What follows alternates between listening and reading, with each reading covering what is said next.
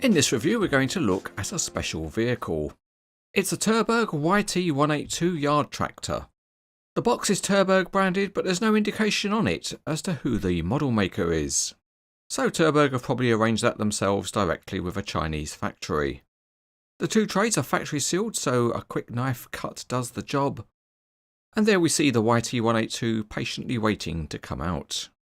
There's no assembly because this model is complete. Out of the box!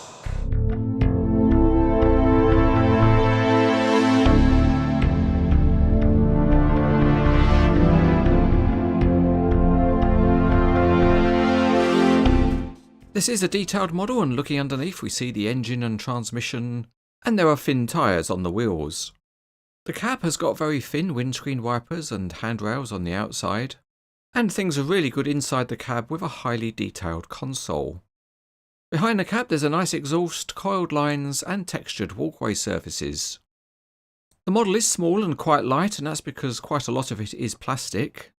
That includes obvious areas like the grab rails, but also the exhaust, the walkways and the fairings and the wheel arches at the back are all plastic.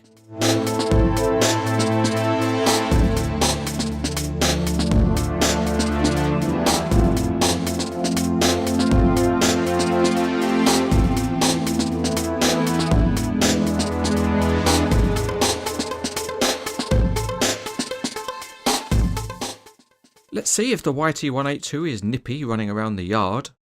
And because it's not so heavy, it's not particularly free rolling. Let's now have a look and check out the steering. And you can't move the steering much before the wheels foul on the wheel arches. And that's a pity, because a feature of the real yard tractor is its high manoeuvrability. But this model won't be turning sharply in the display case. It does have a tilting cab, and that works well because it tilts forward to a decent angle. And that lets you see the nicely detailed engine underneath. But the main feature of the real yard tractor is its elevating fifth wheel. This works on the model, although the hydraulic rams that control it are very stiff, and it achieves a good height.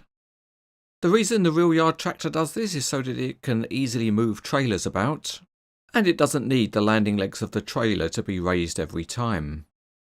So the yard tractor backs into the trailer and then lifts it up with the elevating fifth wheel. This is a little difficult to show on the model, so we're using a giant hand and screwdriver. And there you can see the trailer's lifted off its landing legs, and then the yard tractor can move the trailer around.